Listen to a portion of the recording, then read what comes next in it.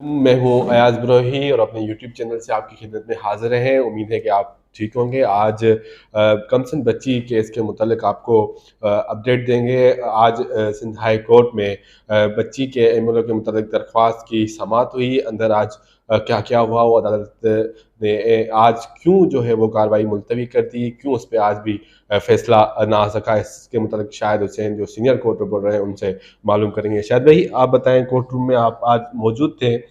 Justice Umar स्याल ने क्यों जो है ये आज इस पे इसको केस को सुना ही नहीं और कहा कि अगर अगली मर्तबा ये केस यहाँ पे लगा तो सुना जाएगा, क्या वजह थी इसकी? देखिए, ये टेक्निकल मामला है। वैसे अदालतों का जो एज पर रोस्टर तरीकाकार होता है उस हिसाब से उन्होंने बात की, लेकिन ये बात असल में समझी जा रही थी कल भी परसों भी जब ये काज लिस्ट सामने आई कि चूंकि मैटर जो है पार्ट हर्ड नहीं है, यानी कि जुजवी समाअत उसकी नहीं हो सकी है, तो लिहाजा अदालत ने अपने फैसले में भी करार नहीं दिया, तो इसलिए इसकी समाअत किसी जज के पास भी लगेगी तो वो समाअत करने के बाद, दलाइल सुनने के बाद कानून के मुताबिक उस पर फैसला कर देंगे। अब हुआ ये कि जैसे आज जब बारी आई इस केस की, वकील चूँकि दोनों साइड्स के सुबह से ही मौजूद थे, जिब्रान नासिर भी मौजूद थे। तो उसके बाद फिर जज साहब ने कहा कि चूँकि उनके पास जो मैटर हैं, वो सिविल मैटर चल रहे हैं यहाँ पर, लेकिन जो क्रिमिनल मिसलेनियस एप्लीकेशंस होती हैं, उसके लिए जो सिंध हाई कोर्ट ने बेंचेस को मखसूस किया हुआ है या मुख्तस किया हुआ है, वो जस्टिस सलाउद्दीन पंवर साहब की अदालत है, जस्टिस अरशद हुसैन साहब की अदालत है, या जस्टिस आफ्ताब गोरड़ साहब की अदालत है। उनकी अदालत नहीं है, यानी कि जस्टिस उमर सियाल साहब की अदालत नहीं है। तो इसलिए नहीं सुन सकते। तो उसमें जिब्रान नासिर ने उनको कहा कि सर देखें, 8 जो सितंबर का ऑर्डर था जस्टिस सलाउद्दीन पंवर साहब का, उन्होंने इसमें वाज़ेह लिखा है कि पार्ट हेड मैटर नहीं है, और मुल्ज़मान ने पहली समाअत पे इस पे जो है हुक्म इम्तना ले रखा था, हुक्म इम्तना ले लिया था। तो अब ये चूँकि बहुत ज़्यादा मामला वो हो रहा है, ताख़ीर हो रही है, तो इसको सुन के फैसला कर लिया जाए। तो जैसा आपने कहा कि अगली डेट पे अगर ये लगेगा तो हम कोशिश करेंगे कि अगली डेट पे इसको सुन के ही फैसला कर लें। उसके बाद फिर मुलज़िम के जो वकील थे वो चाह रहे थे कि 26 तारीख की डेट उनको मिल जाए नेक्स्ट जो है, और उसके बाद जज साहब ने कहा कि नहीं, हम 27 को रख रहे हैं। 27 सितंबर को जिस बेंच के पास भी लगेगा वो इस केस को सुनेंगे और उसके बाद फिर फैसला कर लेंगे। इनका एक और केस था, आपको याद होगा कि चालान को भी मुल्ज़मान की तरफ से चैलेंज किया गया है सिंध हाई कोर्ट में। तो चालान के ऊपर जो केस था, चूँकि वो पिछली बार डिस्चार्ज हो गया था मुकदमा, उसमें तारीख फिक्स नहीं थी आज की, तो मुल्ज़मान की तरफ से जो है वो अर्जेंसी फाइल करने के बाद एडिशनल लिस्ट में इसको जो है वो लगवाया गया था। तो उस पे भी उनके जो वकील थे उन्होंने कहा कि इस केस को भी साथ ही उठा लिया जाए। तो जज साहब ने उनको कहा, उमर साल साहब ने, कि आप हर दफ़ा यही आके करते हैं, मतलब जिस केस की जो बारी है उस केस को उसी तरह ही टेकअप किया जाए, यानी कि अगर एक मेन लिस्ट चल रही है तो मेन लिस्ट में जिस केस की बारी आएगी उसकी सुनवाई होगी, उसके बाद फिर दूसरे की जब बारी आएगी जब भी सुनवाई होगी। तो उन्होंने कहा नहीं सर, वो मामला ये है कि एक ही मुल्ज़िम है, एक ही दरख्वास्त गुज़ार है, एक ही इशू है, तो लिहाजा उसको भी क्लब कर दें। तो उन्होंने क्लब तो नहीं किया केस को, यकजहत तो नहीं किया, लेकिन इसको इसकी डेट भी जो है वो 27 सितंबर ही रख दी। अच्छा, हम देख रहे हैं लोग इस मामले के लिए बड़े परेशान हैं। देखें अयाज भाई, आपको पता है कि जब अदालतों की आप रिपोर्टिंग करते हैं तो हमारी अदलिया पे कोई सवाल ना उठाए, अदलिया के ऊपर कोई उँगली ना उठाए, अदलिया को कोई मलाइन ना करे, कोई बदनाम ना करे, तो हम जिस तरह भरपूर तरीके से हम कोशिश होती है उसका हम करते हैं। बहुत सारी चीज़ें सेंसर करनी पड़ती हैं, बहुत सारी चीज़ें करनी पड़ती हैं, हम करते रहते हैं। अब इस इश्यू को जो लोग ले रहे हैं, जिस हद तक ले रहे हैं, जिस तरह संजीदगी से ले रहे हैं, वो सिर्फ़ पाकिस्तान की हद तक नहीं है, पाकिस्तान से बाहर भी ले रहे हैं। हम तो बार-बार लोगों को बताते भी इसलिए हैं और इंटीमेट भी इसलिए करते हैं कि अगर आज आप वीडियो नहीं बनाएँगे, तो शाम तक लोगों के मैसेज आना शुरू हो जाएँगे, ये क्या हुआ? अगर आप नहीं भी करेंगे तो यकीन मानिए, मैं इतना भी आपको दावे से कह सकता हूँ, लोग कहेंगे कि जी आप बिक गए। क्योंकि इतना हसास मामला है, इस हद तक हसास मामला हो चुका है कि इसको रिपोर्ट करना भी अब हमारे ऊपर लाज़िम हो चुका है। अब मामला ये है कि अगर किसी मामले में ताख़ीर हो रही है, तो वो फिर किसी सहाफ़ी की या रिपोर्टर्स या यूट्यूबर का तो ज़िम्मेदारी नहीं है। वो तो फिर हमारी अदलिया निज़ाम का आप फेलियर कहें, निज़ाम अदल में ख़ामियाँ कहें, या जो भी आप उसको नाम दे सकते हैं, वो है। लेकिन मामला ये है कि इस केस को फ़ॉलो दुनिया भर में किया जा रहा है। जिस तरह माँ-बाप ने उनकी, वो आपको याद होगा मेहदी अली काज़मी साहब के जो वो अल्फ़ाज़, जिसमें हम बार-बार सहाफ़ी उनसे सवाल करते रहे, मैंने भी ये सवाल किया तो मुझे भी उन्होंने ये जवाब दिया था कि देखें जी, मेरी बेटी कुएँ में है और मुझे कुएँ से बेटी को निकालना है। तो ये इंतहाई अहम सब बात थी उनकी। कि जैसे अक्सर ऐसा होता है कि बेटी को अगर कोई बहला-फुसला के वरगला के ले जाता है, शादी हो जाती है, निकाहनामा सामने आ जाता है, उसकी कोई तस्दीक नहीं करता, कोई पीछे नहीं जाता, बस बेटी का निकाहनामा झूठा है सही या सच्चा सही सामने आ जाता है।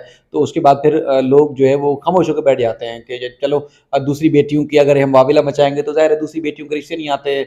बदनामी का एक वो कहते हैं ना कि बदनुमा एक ऐसा गंदा दाग लग जाता है दामन पे कि माँ-बाप पूरी ज़िंदगी वो कहते हैं ना मुँह छुपाते फिरते हैं। अब ये ख़ानदान है, एक सादात फ़ैमिली है, दूसरा ये ख़ानदान ऐसा है बेचारा कि जो हर तरह से हर जो कानूनी फ़ोरम है उस पे फ़ाइट कर रहा है। लेकिन अब उनको भी महसूस होता है कि हमें इंसाफ़ मिलने में ताख़ीर हो रही है। बर वक़्त अगर इंसाफ़ मिल जाता तो शायद उनकी ना सिर्फ़ बेटी उनके घर वापस आ जाती जो मुल्ज़मान हैं, उनको भी कानून के मुताबिक कटहरे में लाकर उनको सख्त से सख्त सज़ा दी जानी चाहिए थी। लेकिन मुल्ज़मान की आपने देखा कि एक तरफ ज़मानत मुस्तरद होती है, जेल जाते हैं, 15 दिन के बाद वो बाहर आ जाते हैं, जो मफ़रूर मुल्ज़मान हैं उनके वारंट गिरफ़्तारी जारी होते हैं, वो अब तक गिरफ़्तार नहीं हो पाते, ठीक है? और उसके बाद फिर जो एमएलओ है उसमें 375 पुलिस ने खुद लगाया और एमएलओ नहीं करवाया गया। फिर हाई कोर्ट में ट्रायल कोर्ट ऑर्डर देती है एमएलओ होना चाहिए, हाई कोर्ट में मामला आता है, हाई कोर्ट पहली समाअत पे एमएलओ होने वाला होता है, उससे कुछ देर पहले जो है वो अदालत की तरफ से ऑर्डर आ जाता है और एमएलओ रोक दिया जाता है। तो इसमें लोग बड़े परेशान हैं। अभी मैं आपको अपने व्हाट्सएप के और सारी चीज़ें दिखाऊँ, तो आप बोलेंगे यार ये कहाँ-कहाँ से मतलब कौन-सा मुल्क नहीं है जहाँ से मैसेजेस नहीं आते। वहाँ उधर कमेंट्स में नहीं बोलते। अब ज़ाहिर है लोग तो जो पाकिस्तानी है, पाकिस्तानी नहीं है, वो फिर उँगली किस पे उठाएँगे? वो तो हमारे निज़ाम इंसाफ़ पे उठाएँगे कि इस हद तक क्या केस मज़बूत कि जहाँ मुल्ज़मान की हर वो बात झूठी साबित हुई जिसका वो दावा कर रहे थे। चाहे उम्र का मामला हो, बच्ची को कराची से ले जाने का मामला हो या निकाह का मामला हो, एक-एक चीज़ सीडीआर ने और हर सबूत ने उनको बेनकाब किया, लेकिन जब वो बेनकाब हुए तो फिर वो आज़ाद कैसे घूम रहे हैं, उस पे लोग सवाल उठाते हैं। मामला हम तो यही समझते हैं, यही देखते हैं या यही देखा है जब सबूत आ जाते हैं, शवाहिद आ जाते हैं, तो अदालतों की तरफ से मुल्ज़मान को सख्त से सख्त सज़ा दी जाती है। अब मामला आप खुद देखें जिस तरह लिटिगेशन है वो बढ़ती जा रही है, तो उस पे लोग परेशान हैं। बाकी लाहौर में भी आज समाअत थी।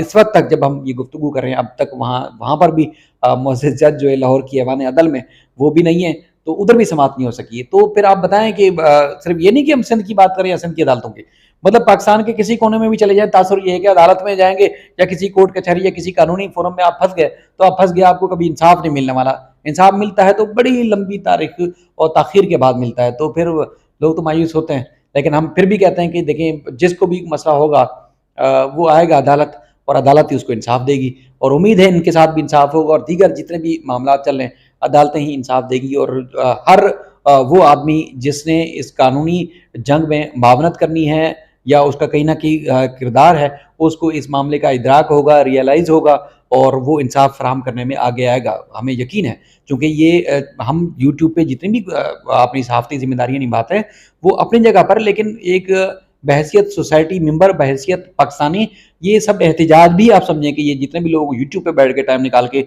लोगों को अंदर अवेयरनेस देते हैं, वो एहतिजाज कर रहे हैं। ये एहतिजाज है, इसको आप खबर के तौर पर ना लिया करें कि लोग बैठ के लंबी-लंबी तकरीरें करते हैं, अपना टाइम निकालते हैं। वो एहतिजाज इसको कंसीडर करें।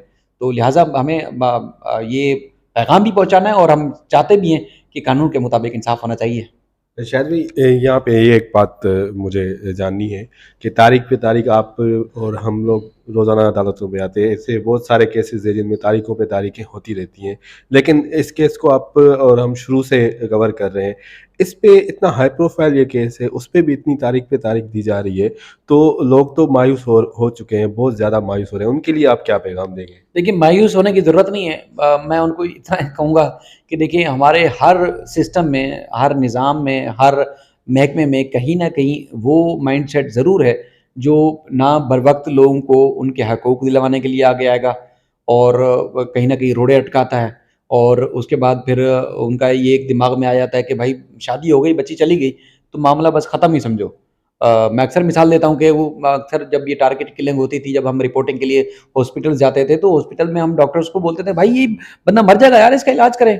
फुर्सत उस वक़्त नहीं पहुँचते थे, सबसे पहले मीडिया ही पहुँचता था। तो वो कहते थे, "ये मर जाएगा थोड़ी देर में।" जस्तुजू ही नहीं करते थे उसको बचाने की, शायद बच जाता। मतलब उनके हिसाब से ये था कि गोली इस जगह पे लगी हुई है, उसका बचना नामुमकिन है। तो अब ये भी हमें मामलात ऐसे लग रहे हैं कि बच्ची जब चली जाती है, अगवा हो जाती है, बच्चियों के ख़ास तौर पर मामले, तो उसमें पुलिस जो है वो बैठ के इंतज़ार करती है, निकाहनामा आ जाएगा। भाई उसको ढूँढो तो सही, वो किस तरह गई है, किस हाल में गई है, उसकी कोशिश तो करें।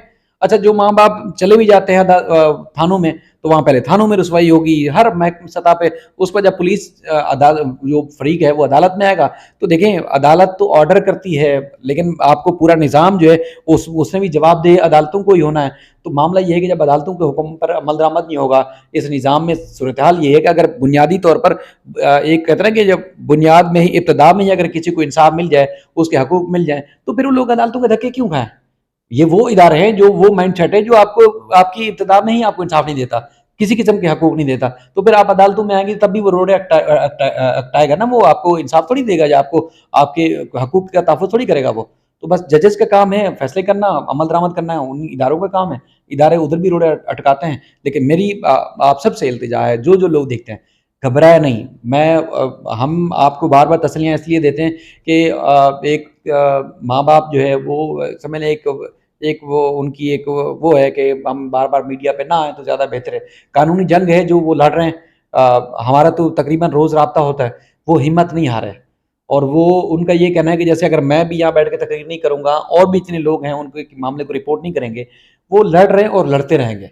ठीक है? जब तक उनको इंसाफ नहीं मिलेगा, वो पहले दिन से जिस मकसद के लिए निकले हैं, वो लड़ते रहेंगे। जब माँ-बाप डटा हुआ है, तो फिर उनके साथ जितने भी, चाहे माँ-बाप हैं, बहन-भाई हैं, या किसी भी वजह से आप अटैच हुए हैं, आप समझते हैं कि आपकी सोसाइटी में इस तरह का ज़ुल्म बंद होना चाहिए, तो आपको इसी तरह डटे रहना होगा और एक ना एक दिन ज़रूर इंसाफ मिलेगा। हाँ, अगर मेरी खबर, जैसे मैंने कल आपको एक उम्मीद दिलाई कि आज बहुत बड़ा कुछ होने वाला है, धमाकेखेज़ चीज़ आने वाली है, लेकिन यकसर माहौल तब्दील हो गया।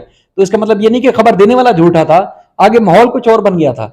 तो इसलिए आपको ये मामला समझना पड़ेगा। ये मामले जो है वो हमारे निज़ाम ऐसा है। बताने वाला, आपको इंटीमेट करने वाला वो गुनहगार नहीं है, आप उसको गुनहगार करके आप लान-तान करें। बाकी हम हर कम्युनिटी, हर मसलक, हर मज़हब और हर शोबा है से ज़िंदगी से जो ताल्लुक़ रखने वाले लोग हैं, उनको कहेंगे कि अगर आज आप खुशियाँ मना रहे हैं, तो कल ये मातम आपके घर में भी हो सकता है। तो लिहाज़ा सपोर्ट करें, और निज़ाम को बदलने में माँ-बाप आया है हिम्मत करके, तो ये कल ये आपके ऊपर भी आफ़त आ सकती है, किसी भी पाकिस्तानी के ऊपर ये आ सकती है। कोई भी हो सकता है, क्रिश्चियन भी हो सकता है, हिंदू भी हो सकता है, कोई भी हो सकता है। तो लिहाज़ा आपको हिम्मत करनी पड़ेगी, तभी मामलात को तब्दील कर सकते हैं, आगे बढ़ सकते हैं। वरना ये आज वो रो रहे हैं, कल आप रोएँगे, परसों मैं रोऊँगा, अगले दिन कोई और रोएगा। हुकूमत तो बस वो समझती है कि उन्होंने कानून बना लिया, बस एहसान कर लिया कौम के ऊपर।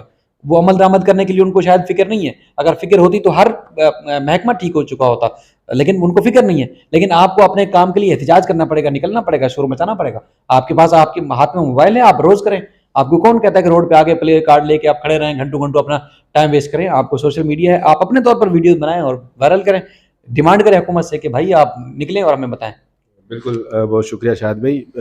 इंसाफ की उम्मीद रखनी चाहिए, और मेहदी काज़मी साहब शुरू से ये कहते हुए आ रहे हैं कि ये मैं अपनी बच्ची के लिए नहीं, लेकिन पाकिस्तान या दुनिया में जो भी वालिदैन हैं उनके लिए कर रहा हूँ, कि आज जो मैं भुगत रहा हूँ या जो मैं जो है मामलात फेस कर रहा हूँ, वो किसी को फेस ना करना पड़े, या ऐसे दिन किसी और को देखने के लिए ना मिले। किसी की बच्ची को ऐसे दिन दिहाड़े यहाँ से ले जाया कर उसको उसका ब्रेन वॉश करके उसके साथ ये सारी चीज़ें की जाए, और उसके बाद उनके वालिदैन को इतनी अजियत दी जाए पूरी दुनिया के सामने कि वो जो है घर से भी निकल ना सके। लेकिन मेहदी काज़मी और उनकी फैमिली की यह हिम्मत है कि वो अभी तक इस चीज़ पे डटे हुए हैं, और उन्होंने अभी तक हिम्मत नहीं आ रही। वो कह रहे हैं कि हर फोरम पर हम जाने के लिए तैयार हैं। इसी खबर के साथ हमें इजाज़त दीजिए। अगर आपने हमारा चैनल सब्सक्राइब नहीं किया तो चैनल सब्सक्राइब कर दें। अभी तक के लिए इजाज़त, फिर मिलेंगे किसी और खबर के साथ।